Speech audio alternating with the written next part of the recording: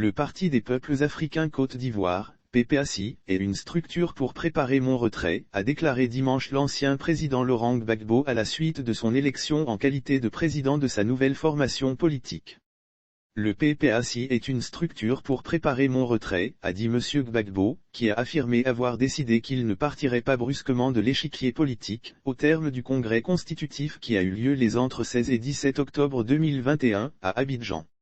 À lire, Laurent Gbagbo plaide à nouveau pour le retour au pays des exilés et la libération des prisonniers civils et militaires. Mon ambition aujourd'hui, c'est de partir, pas de partir pour vous abandonner, moi je serai toujours un militant de notre parti, un militant de base, a-t-il indiqué, ajoutant qu'il n'a plus besoin de démontrer où il peut diriger un parti ou un État.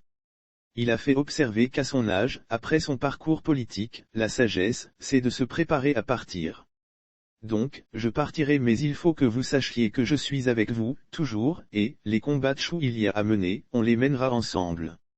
Mais, je ne laisse à personne le soin de décider de quand je dois partir. Certains disent que Gbagbo a été condamné à 20 ans, ce qui pourrait empêcher son éligibilité, je sais cela et je sais que beaucoup pensent ça aussi, mais ce n'est pas mon problème, a-t-il souligné. Un débat qui a cours dans le pays évoque le retour de la limitation de l'âge pour briguer la magistrature suprême.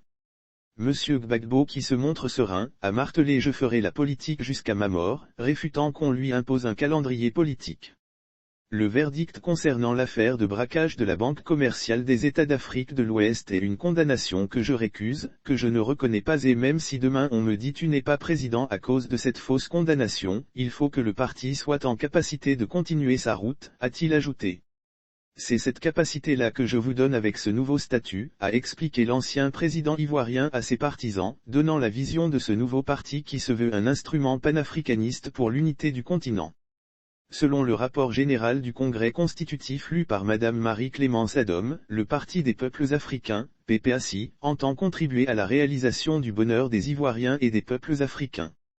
Le manifeste note un recul évident des acquis démocratiques en Côte d'Ivoire et en Afrique avec les violences orchestrées, les manipulations de la Constitution et des règles régissant les élections, l'instrumentalisation de l'appareil judiciaire et des services administratifs de l'État. Le PPACI se veut un parti socialiste.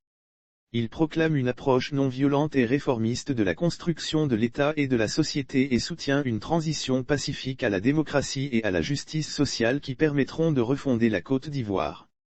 Madame Martha Monhago, une juriste, ex-vice-présidente de l'Assemblée nationale sous l'ère Laurent Gbagbo, a été élue en qualité de présidente du comité de contrôle du PPACI, une instance qui fait office de conseil constitutionnel.